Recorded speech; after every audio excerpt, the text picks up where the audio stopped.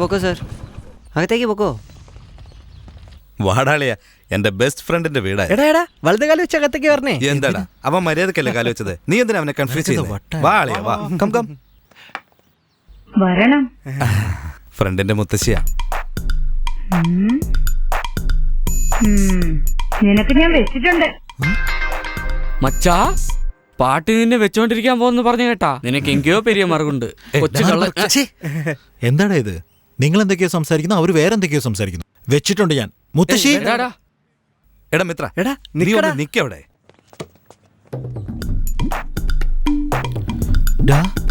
ഇതൊരു ഫ്രണ്ടിന്റെ വീട് പോലെ തോന്നുന്നില്ലല്ലോ.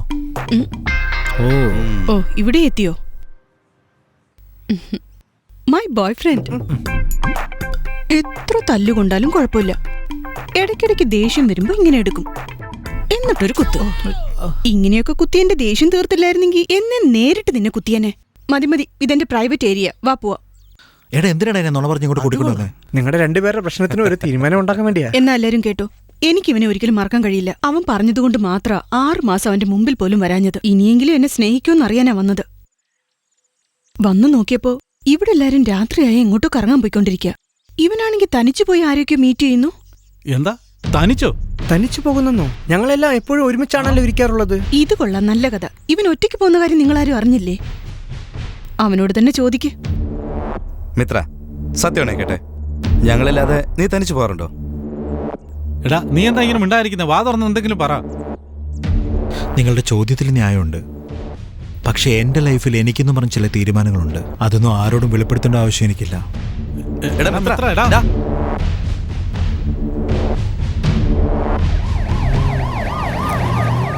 ഹോം മിനിസ്റ്റർ വന്ന ഉടൻ പുതിയ കെട്ടിടം കാണണമെന്ന് പറഞ്ഞിട്ട് അത് ഞാൻ ഓൾറെഡി ഇൻഫോം ചെയ്ത് കഴിഞ്ഞു സർ.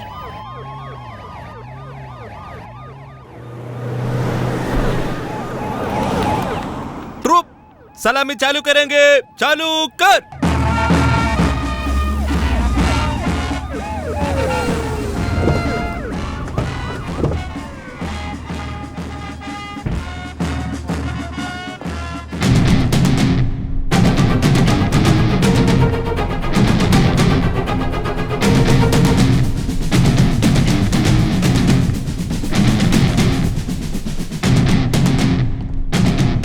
എന്താണ്?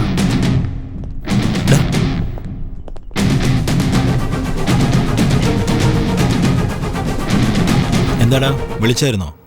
വിളിച്ചോന്നോ? 4 ദിവസം മുമ്പ് നമ്മുടെ കൺമുമ്പിൽ ഒരാളെ കൊന്നവനല്ലേ അവൻ? നമ്മുടെ ജീവൻ പണയം വെച്ചല്ലേ അവനെ പിടിച്ചു കൊടുത്തേ? അവൻ കൂളായിട്ട് ക്യാമ്പസിൽ വന്ന കണ്ടില്ലേ? എന്താടാ ഇതൊക്കെ? കൈ നിവർത്തി അടിക്കേണ്ട സല്യൂട്ടാണ്. അവനെ ഭയന്ന് ഈ കൈ കൊണ്ട് എന്റെ മുഖം മറയ്ക്കാൻ എനിക്ക് തോന്നിയത്. അതെല്ലാം പോട്ടെ, ഇത്രയും പ്രശ്നങ്ങൾ ഉണ്ടായിട്ട് ഒന്നും നടക്കാത്ത പോലെ നിന്റെ ഈ നിപ്പില്ലേ, അത് കാണുമ്പോഴാണ് എനിക്ക് അടിമുടി ചൊറിഞ്ഞു കയറുന്നത്. പറയ് മഹി.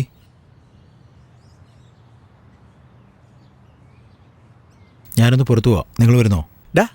നീ എന്താ തമാശ പറയാ? നീ എല്ലാ കാര്യം ഞങ്ങളോട് തുറന്നു പറഞ്ഞില്ലെങ്കിൽ ഞങ്ങൾ നിന്റെ കൂടെ വരുമെന്ന് ഓർക്കണ്ട. അതെ, നീ പറയാതെ ഞങ്ങൾ വരില്ല. മാല പൊട്ടിച്ചപ്പോൾ രാമനാഥൻ എന്നൊരാൾ മരിച്ചില്ലേ? അയാളുടെ വൈഫ് സൂയിസൈഡ് അറ്റംപ്റ്റ് ചെയ്ത് ഹോസ്പിറ്റലിൽ അഡ്മിറ്റ് ചെയ്തിരിക്കുക.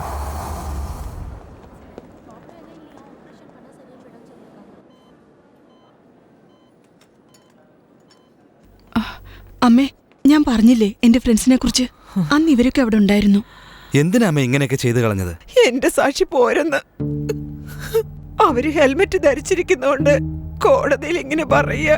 ഞാൻ ആളെ ശരിക്കും കണ്ടിട്ടില്ലെന്ന് മോനെ. കോടതി അവനെ നിരപരാധി എന്ന് പറഞ്ഞ് വെറുതെ വിട്ടപ്പോ അവനൊരു നോട്ട് തന്നെ നോക്കി മോനെ. അവിടെ വെച്ച് തന്നെ എന്റെ ജീവൻ പോയതുപോലെയായി. ചുറ്റും നിന്ന പോലീസോ വക്കീലോ സഹായത്തിന് പോലും എത്തിയില്ല. ഇങ്ങനെയുള്ള ഈ നശിച്ച നാട്ടില് ഞാൻ എന്തിനാ മോനെ ജീവിക്കുന്നത്? പറ. എന്തൊരു ജീവിതമാണത്! ഒരു സത്യമായ കേസ് തീർപ്പാക്കാൻ വേണ്ടി 40 വർഷമാകുന്നു. എന്നാൽ ഇവിടെ ഒരു കള്ളക്കേസിൽ നിരപരാധിയാണെന്ന് തെളിയിച്ച് ഒരുത്തൻ 4 ദിവസം കൊണ്ട് പുറത്തു വരുന്നു. ഇതെല്ലാം കണ്ടിട്ട് എന്തു മനസ്സ് വെച്ചിട്ടാണ് ആ ക്യാമ്പസിൽ കയറി ഇനിയും ഉണ്ടാക്കാൻ പോകുന്നത്? എന്തു പറഞ്ഞാലും മറുപടി എന്താ പറയാത്തെ? എവിടാ തനിച്ചു പോകുന്നത് ചോദിച്ചാലും ഒന്നും പറയില്ല. നിന്റെ ലവർ നിന്നെ ജീവന തുല്യം സ്നേഹിക്കുക. അവള് ചോദിച്ചാലും മിണ്ടില്ല. ഇപ്പൊ ഇത്രയും കാര്യങ്ങൾ ഇവിടെ നടന്നില്ലേ? അതെല്ലാം കണ്ടിട്ട് കുത്തുകല് പോലെ നിന്നാലെങ്ങനാ? എന്തിന്റെ അസുഖമാടാ നിനക്ക്? അത് തന്നെയാടാ, എനിക്ക് അസുഖമാ. ഇപ്പൊ പോലും നീ എന്നോട് പറയുന്നൊന്നും ചെവി കൊള്ളാതെ നിന്റെ പിന്നിൽ നടക്കുന്ന അക്രമങ്ങളൊക്കെ ഞാൻ കണ്ടുകൊണ്ടിരിക്കുകയല്ലേ. ആ അസുഖമാടാ എനിക്ക്. കണ്ടില്ലേ, 2 മിനിറ്റ് മുമ്പേ ആംബുലൻസിന്റെ ഡ്രൈവർ എവിടെയോ ആക്സിഡന്റായി മരണത്തിന് പോരാടിക്കൊണ്ടിരുന്നവനെ 300 രൂപ കമ്മീഷന് വേണ്ടി 3 ഗവൺമെന്റ് ഹോസ്പിറ്റലിൽ താണ്ടി ഈ പ്രൈവറ്റ് ഹോസ്പിറ്റലിൽ അഡ്മിറ്റ് ചെയ്യാമെന്നത് എന്റെ കണ്ണിൽ കണ്ടില്ലേ. ആ അസുഖമാടാ എനിക്ക്. എന്തോ നമ്മൾ പിടിച്ചുകൊടുത്ത ഒരുത്തം പുറത്തു വന്നപ്പോൾ നിങ്ങളൊക്കെ ഇത്രയ്ക്കും ഫീൽ ചെയ്യുന്നല്ലോ. ഇതുവരെ നമ്മൾ പിടിച്ചുകൊടുത്ത 32 പേരും പുറത്തു തന്നെയാടാ ചുറ്റിക്കൊണ്ടിരിക്കുന്നത്. അപ്പോ നമ്മൾ ദൂരം പണതെല്ലാം വേസ്റ്റ് അല്ലേ? ഒരംശം പോലും വേസ്റ്റ് അവനടാ. ഇതാണ് ഞാൻ 10 വർഷമായി ജീവിക്കുന്ന വീട്, എൻ്റെ ലോകം. ഇവിടെ എന്നെ ഒഴിച്ച് മറ്റാരും ഇതുവരെ വന്നിട്ടില്ല.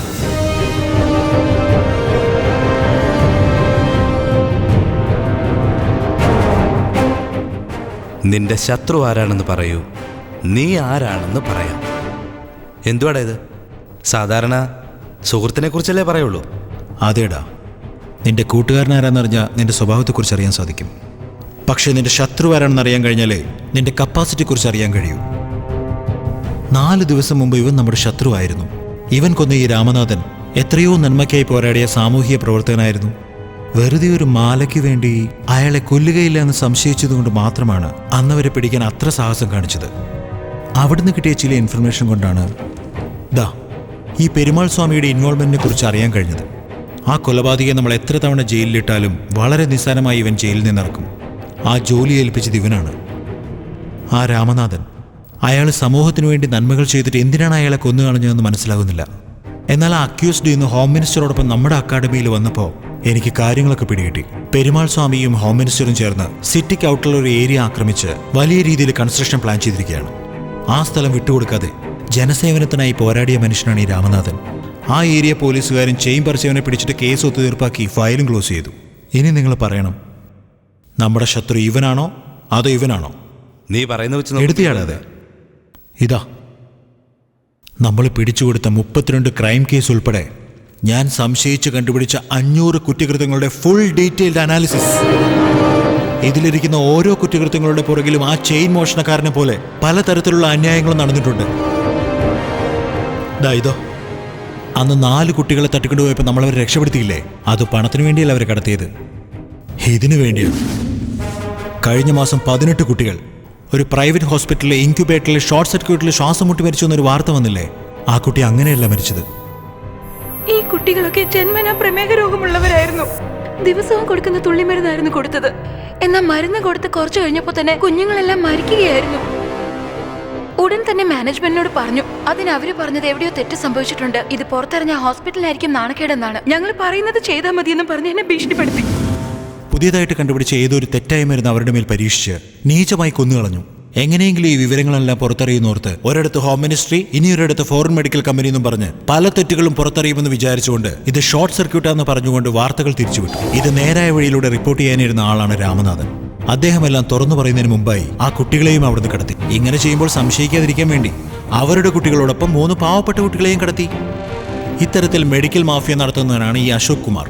നമ്മൾ കണ്ടുപിടിക്കുന്ന ചെറിയ ചെറിയ കുറ്റങ്ങൾ, മോഷണങ്ങൾ, ഇതിന്റെ എല്ലാം പിന്നിൽ ഒരു വലിയ ഓർഗനൈസ്ഡ് ക്രൈം തന്നെയുണ്ട്. എടാ, ഇങ്ങനെ എല്ലാ ചെറിയ തെറ്റുകളുടെയും പിന്നെ വലിയൊരു തെറ്റുകൾ ഉണ്ടാവുമെന്ന് നമുക്ക് എങ്ങനെ മനസ്സിലാക്കാൻ കഴിയും? എല്ലാ ചെറിയ തെറ്റുകളുടെയും പുറകിൽ വലിയ തെറ്റുകൾ ഉണ്ടെന്നല്ലടാ പറയുന്നത്. എന്നാൽ എല്ലാ വലിയ തെറ്റുകൾക്ക് മുൻപിലും നമ്മൾ നിസ്സാരമായി കാണുന്ന ചെറിയ തെറ്റുകൾ കൊണ്ട് നമ്മളെ കബളിപ്പിച്ചുകൊണ്ടിരിക്കുകയാണ് അവർ. ഈ അന്യായങ്ങളൊന്നും ഞാൻ മനസ്സിലാക്കാൻ തുടങ്ങിയത് ഇപ്പോഴല്ല, എൻ്റെ 15ാമത്തെ വയസ്സിൽ തുടങ്ങിയതാ. നമ്മളെല്ലാവരും എങ്ങനെയാ വാർത്തകളിൽ പറയുന്ന എല്ലാ കാര്യങ്ങളും വിശ്വസിക്കും. അതിനെക്കുറിച്ച് ഞാനെന്തോ മറിച്ച് ചിന്തിച്ചു നോക്കി. പെട്ടെന്ന് ഒരു ദിവസം ഒരേ ന്യൂസ് പേപ്പറിൽ 2ാമത്തെ പേജിലെ വാർത്തയും 6ാമത്തെ പേജിലെയും വ്യത്യാസം മനസ്സിലാക്കാൻ കഴിഞ്ഞത്. 2ാമത്തെ പേജിൽ ലോറി സ്ട്രൈക്ക് എന്ന് എഴുതിയിരിക്കുമ്പോൾ 6ാമത്തെ പേജിൽ സബോളയുടെ വില കൂടുകയെന്ന് എഴുതിയിരിക്കുന്നു. ഒരിടത്ത് സ്വർണത്തിന്റെ വില കുതിച്ചു കയറിയെന്നും ഇനിയൊരിടത്ത് അക്ഷയ തൃതീയ 2 ദിവസത്തേക്ക് നീട്ടിയെന്നും എഴുതിയിരിക്കുന്നു. ഒരിടത്ത് പാർട്ടിക്ക് സംഭാവന ചെയ്ത മറുവശത്ത് അവർക്ക് വേണ്ടി അവരെ റിലീസ് ചെയ്തെന്നും കാണാം. ഇതെന്താണെന്നറിയാനുള്ള ആവേശം എനിക്ക് വീണ്ടും കൂടി വന്നു. തൊഴിലവസരങ്ങൾക്കുള്ള പേജ് പോലും നമ്മൾ നോക്കാറില്ല. ആ വശം വിട്ടിട്ടാണല്ലോ നമ്മൾ പരസ്യങ്ങളെല്ലാം നോക്കിക്കാണുന്നത്. അങ്ങനെ ചില വ്യാപാരികൾ കൊടുക്കുന്ന പരസ്യം കണ്ട് അതും നമ്മൾ ലോകമാണെന്ന് കരുതാറുണ്ടല്ലോ. ഈ വെള്ളം തന്നെ കുടിക്കണം, ഈ പഠിത്തം തന്നെ പഠിക്കണം, ഈ കാശിന് ഈ മരുന്നൊക്കെയാണ് വാങ്ങേണ്ടതെന്ന് ഏതോ ഒരു വ്യാപാരിയാണോ തീരുമാനിക്കേണ്ടത്? പോട്ടെ, ഈ കാര്യങ്ങളൊക്കെ ആരോടെങ്കിലും ഒന്ന് ഷെയർ ചെയ്യണമെന്ന് തീരുമാനിച്ചാൽ നിനക്കെന്താണ് ഇതിൽ പ്രശ്നം? നീ എന്തിനാ ഇടപെടുന്നത്? നിന്റെ ഫ്ലാഷ് ബാക്ക് എന്താണെന്ന് ചോദിക്കുകയാണ്. അന്ന് ഞാൻ തീരുമാനിച്ചതാ എനിക്കൊരു മാറ്റം ഉണ്ടാവണമെന്ന്. എൻ്റെ ആഗ്രഹങ്ങൾ സാധിച്ചെടുക്കാൻ എനിക്ക് പോലീസ് എന്ന ആയുധം ആവശ്യമായി തോന്നി. ഇന്നത്തെ അവസ്ഥയിൽ ജനങ്ങളുടെ കാര്യങ്ങൾ തീരുമാനിക്കുന്നത് രാഷ്ട്രീയക്കാരനായിരിക്കാം, പക്ഷേ ആ രാഷ്ട്രീയക്കാരൻ്റെ തലയിലെടുത്ത് തീരുമാനിക്കുന്നത് വ്യാപാരികൾ തന്നെയാണ്. ഇവിടെ ഇരിക്കുന്ന 500 ക്രൈംസും അങ്ങനെ കുറ്റം ചെയ്തവർ തന്നെയാണ്. എന്നാൽ ഇതിൻ്റെയൊക്കെ കാരണം വെറും 15 പേരാണ്. ഈ ക്രൈംസൊക്കെ നേരിട്ട് ചെയ്ത ആ 500 പേരെ പിടിക്കാൻ 5000 പോലീസുകാരുമുണ്ട്. പക്ഷേ ഈ 15 പേരെ പിടിക്കാൻ ഒരുത്തം പോലുമില്ല. എൻ്റെ ജീവിതത്തിനൊരു വലിയ ലക്ഷ്യമുണ്ട്. ഈ 15 പേരിൽ അധികം കുറ്റം ആരാണോ ചെയ്യുന്നത് അവനെ ആദ്യം തീർക്കണം. ഏതവൻ ഒരാളെ നശിപ്പിച്ച 100 പേര് നശിക്കുന്നുവോ അവനെ ആദ്യം തീർക്കണം. അവനെയാണ് ഞാൻ എൻ്റെ ശത്രുവായി കാണുന്നത്. എൻ്റെ മനസ്സിലുള്ള എല്ലാ പകയും അവനോട് കാണിച്ച് അവനെ രസിച്ച് രുചിച്ച് തീർക്കും ഞാൻ. ഇനി 10 ദിവസത്തിനുള്ളിൽ നമ്മുടെ പോസ്റ്റിംഗ് വരും. അതിനുള്ളിൽ ഞാൻ എൻ്റെ ശത്രുവിനെ തീരുമാനിച്ചിരിക്കും.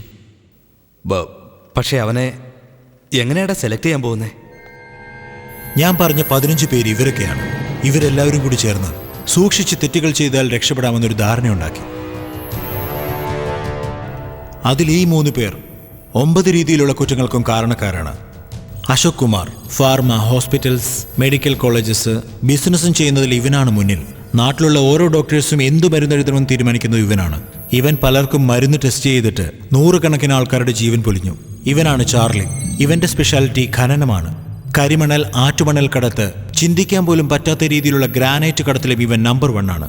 ഗവൺമെന്റിന് പോകേണ്ട കോടിക്കണക്കിന് രൂപ ഇവന്റെ പോക്കറ്റിലേക്കാണ് പോയിക്കൊണ്ടിരിക്കുന്നത്. പെരുമാൾ സ്വാമി. ഞാൻ ആദ്യം പറഞ്ഞ 15 ക്രിമിനൽസിനും ആൾക്കാരെ സപ്ലൈ ചെയ്യുന്നത്, ഭൂമി കച്ചവടത്തിൽ ആൾക്കാരെ പറ്റിക്കുന്നതും കൊല്ലുന്നതും എല്ലാം ഇവനാണ്. ഇവൻ പറഞ്ഞാൽ കേൾക്കുന്ന ഒരുപാട് ആൾക്കാരുണ്ട്. ഈ 3 പേരിൽ ഏതെങ്കിലും ഒരുത്തൻ ഒന്ന് തൊടാൻ പറ്റാത്തടുത്തിരിക്കുന്നുണ്ടോ അവന്റെ നാശവും കാണിച്ചു കൊടുത്ത് എൻ്റെ ആഗ്രഹങ്ങൾക്കെല്ലാം ഞാൻ കടിഞ്ഞാണിടാൻ പോവാ. ചാർലിയുടെ ഗ്രാനൈറ്റ് ക്വാറിയിൽ നടക്കുന്ന ഇൻസ്പെക്ഷൻസ് എല്ലാം നിർത്താൻ വേണ്ടിയിട്ട് ഞാൻ ധനകാര്യമന്ത്രിയെ നേരിട്ട് കാണാൻ പോവാ. അതിനെക്കുറിച്ച് ഫുൾ ഡീറ്റെയിൽസ് അറിഞ്ഞിട്ട് വേണം എനിക്കൊരു തീരുമാനത്തിലെത്തിച്ചേരാൻ. എടാ എന്തൊക്കെയാടാ ഇത്? നീ ബ്രില്യൻ്റ് ആടാ. എടാ, പോസ്റ്റിംഗ് കിട്ടിയതിന് ശേഷം എല്ലാവരും പല ദിക്കിലേക്കാണ് പോകാൻ പോകുന്നത്. ലൈഫിൽ എന്താവശ്യം വന്നാലും ജസ്റ്റ് ഒരു ഫോൺ കോൾ, ഞങ്ങളെല്ലാവരും നിനക്ക് വേണ്ടി സെക്കൻഡിനുള്ളിലെത്തും.